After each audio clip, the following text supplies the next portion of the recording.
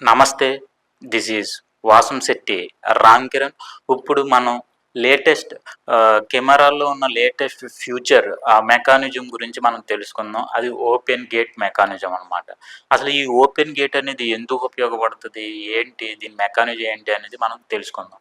ఇది ఎక్కువగా వీడియో ఫోటోగ్రాఫర్స్‌కి చాలా ఉపయోగకరంగా ఉండడం జరుగుతది. ఎందుకనంటే ఇప్పుడు మనం సాధారణంగా 16:9 యాస్పెక్ట్ రేషియోలో వీడియో అనేది రికార్డ్ అవ్వడం అనేది జరుగుతదనమాట. అంటే ఏంటనంటే సెన్సార్ ఎంతైతే ఉంటదో దానికి ఎంతో కొంత క్రాప్ అనేది తీసుకోవడం జరుగుతది. ఈ ఓపెన్ గేట్ మెకానిజం కాకముందు ఉన్న కెమెరాలో ఎంతో కొంత మెకానిజాన్ని అంటే ఇప్పుడు 5 యాక్సిస్ స్టెబిలైజేషన్ ఉన్నదనుకోండి, అది మూవ్ అయిందనుకోండి ఎంతో కొంత క్రాప్ అనేది అవ్వడం అనేది జరిగిదనమాట. కానీ ఇప్పుడు అలా కాకుండా మొత్తం సెన్సార్ ఎంతైతే ఉంటదో అంతా కూడా దాన్ని ఫుల్ ఫ్లెడ్జ్డ్‌గా కూడా మనం అది రికార్డ్ చేయడం అనేది జరుగుతుందనమాట. ఆ దృశ్యాన్నయితే రికార్డ్ చేయడం అనేది జరుగుతుంది.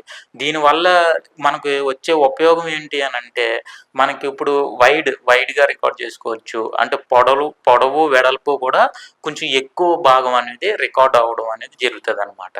ఎక్కువ భాగం రికార్డ్ అయినప్పుడు ఏంటంటే 16:9 రేషియోలో మనం ఇంతకుముందు చెప్పుకున్నాం. సహజంగా వీడియో అనేది రికార్డ్ అనేది మనం చేస్తాం. ఇదేంటి 3:4 రేషియోలో గానీ, లేదంటే 4:3 రేషియోలో గానీ రికార్డ్ అనేది అవ్వడం జరుగుతది. సెన్సార్ అంటే పూర్తి సెన్సార్ అనేది రికార్డ్ అవ్వడం అనేది జరుగుతది. దీనివల్ల ఏమవుతది అనంటే, ఎప్పుడైనా మనం వీడియో ఎడిటింగ్ చేసుకున్నప్పుడు, ఈ వీడియో ఎడిటింగ్ చేసినప్పుడు మనకి క్రాప్ చేసుకోవడానికి వీలుగా ఉండడం జరుగుతదనమాట. అంటే మూవీ తీసినప్పుడుగా అంటే మూవీకి తగ్గట్టుగా మూవీ ఫేమ్ 16:9 గానీ, యూట్యూబ్‌కి తగ్గట్టుగా యూట్యూబ్ గానీ, ఫేస్‌బుక్‌కి తగ్గట్టుగా ఫేస్‌బుక్ వచ్చి 1.1 అనమాట. వీడియో రీల్స్ చేస్తున్నారు కదా! ఆ వీడియో రీల్స్ ఏంటంటే 9:16 అనమాట. సో, ఎక్కువ ఫుటేజ్ అనేది తీసుకోవడం వల్ల కింద అంటే మనకి ఇప్పుడు నేను కనబడే దానికన్నా వ్యూ అనేది వెడల్పుగా కనబడతదనమాట. ఇంకా ఈ ప్లేస్ కానివ్వండి, హైట్ గానివ్వండి, మనకి ఎక్కువగా ఫుటేజ్ అనేది రావడం జరుగుతది. మరి ఎందుకు ఇది ఎక్కువ ఫుటేజ్ వస్తే మనకి ఏంటి ప్రయోజనం అనేది ఏంటంటే, మీకు ఆల్రెడీ చెప్పాను. ఫేస్‌బుక్‌లో గానీ, ఎడిటింగ్ చేసుకునేటప్పుడు మనకి జస్ట్ సింపుల్ క్రాప్ అంటే దాన్ని సాగదీయకుండా అంటే ఎక్స్‌టెండ్ చేయకుండా క్రాప్ చేయడం అనమాట. ఇప్పుడు మనం సాగదీసామనుకోండి క్వాలిటీ పడిపోద్ది. అది మనకి కొంచెం క్రాప్ జస్ట్ ఉన్నదాన్నే క్రాప్ కరెక్ట్‌గా చేసుకున్నామనుకోండి, అప్పుడది మనకి క్వాలిటీ కింద ఉండడం జరుగుతది. అలాగే ఇది ఒక్కొక్కసారి ఏంటంటే మనకి ప్లేస్ సరిపోకపోవచ్చు. ఇప్పుడు చిన్న ప్లేస్‌లో షూటింగ్స్ తీసామనుకోండి, ఆ చిన్న ప్లేస్‌లో కూడా మనకి ఎక్కువ ఫుటేజ్ రావడం వల్ల మనకి మనుషులనే వ్యక్తులు కనబడే అవకాశం అనేది ఉండడం జరుగుతదనమాట. ఈ ఓపెన్ గేట్ వల్ల. ఇప్పుడు మనం పెళ్ళిళ్ళలో తీస్తుంటాం. చాలా ఇరుకుల్లో తీస్తుంటాం కదా! సో, పెళ్ళిళ్ళు తీసే వాళ్ళకి ఓపెన్ గేట్ అనేది చాలా యూజ్‌ఫుల్‌గా అనేది అయితే ఉండడం జరుగుతది. వీఎఫ్ఎక్స్ చేసినప్పుడు కూడా ఎక్కువ ఫుటేజ్ రావడం వల్ల మనకేంటంటే దానికి వీఎఫ్ఎక్స్ చేసే వాళ్ళకి చాలా ఉపయోగకరంగా అనేది ఉండడం జరుగుతది. సో, వెడ్డింగ్ ఫోటోగ్రాఫర్‌లకి మోస్ట్‌లీ ఏంటి అనంటే మనం రీల్స్ చేసినా అంటే ఒకటే ఫోటో ఒకసారి తీసామనుకోండి, దాని నుంచి మనం రీల్స్ తీసుకోవచ్చు.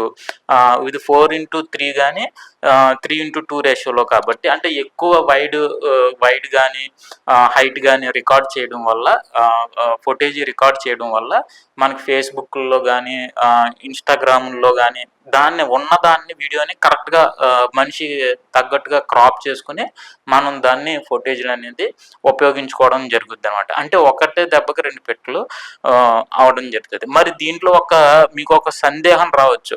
మరి సెన్సార్ పూర్తిగా ఉపయోగించినప్పుడు 5 యాక్సిస్ స్టెబిలైజేషన్స్ గానీ, ఇప్పుడు ఈ మధ్యన 8 యాక్సిస్ స్టెబిలైజేషన్ కూడా రావడం జరుగుతుంది కదా!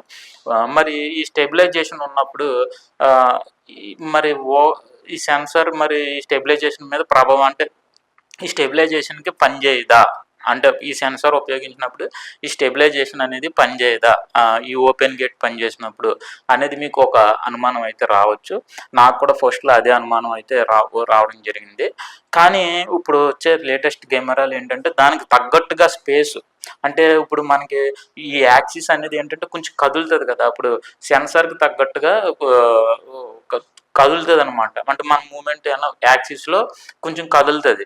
ఈ సెన్సార్ని ఆ స్పేస్ని అనేది అక్కడ కరెక్ట్గా క్రియేట్ చేస్తున్నారు అనమాట. సెన్సార్కి తగ్గట్టుగా అక్కడ స్పేస్ని క్రియేట్ చేయడం వల్ల మనకి ఈ 5 యాక్సిస్ ఉన్నా అంటే స్టెబిలైజేషన్ ఉన్నా కూడా ఆన్లో ఉన్నా కూడా మనకి ఇది ప్రాబ్లం లేకుండా ఉండడం జరుగుతుంది. ఈ ఓపెన్ గేట్ అనేది ప్రస్తుతం వీడియోగ్రాఫర్లకి ఒక వరం అని చెప్పుకోవచ్చు. వెడ్డింగ్ ఫోటోగ్రాఫర్లకి కానీ వీడియోగ్రాఫర్లకి చాలా చాలా యూస్ఫుల్గా అనేది ఉండడం జరుగుతుంది. అలాగే నేను దీన్ని ఎక్కువ కాస్ట్ పెట్టేసి అయితే తీసేసుకోవాల్సిన అవసరం ఏమీ లేదు. దీనివల్ల అంత మనకు వచ్చేసేటంత ఉరికేది ఏమీ లేదు. కానీ ఎందుకంటే 4Kలో మనం వీడియో ఫుటేజే తీసామని అనుకుందాం, మనకి యూట్యూబ్లో ప్రాబ్లం లేదు. మనం కరెక్ట్గా ఫేమ్లో పెట్టేసుకుని మనం ఆ ఫుటేజ్ని అవుట్పుట్ చేసుకోవచ్చు మనం.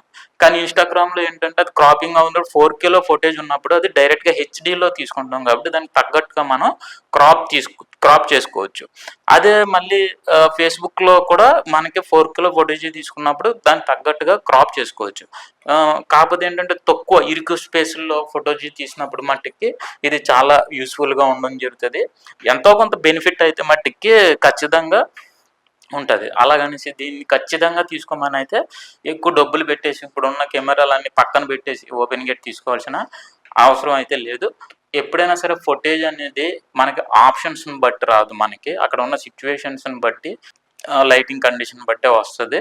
ఇది ఒక్కటే గుర్తించుకోండి. Thank you so much. Signing out. This is Vasamsetti Ram Kiran. YouTube ఛానల్ని సబ్స్క్రైబ్ చేసుకోండి. లేటెస్ట్ వీడియోస్ అండ్ నోటిఫికేషన్స్ కోసం బెల్ ఐకాన్ ప్రెస్ చేయండి. అండ్ మీకు కనుక వీడియోస్ నచ్చినట్టయితే like and share the videos.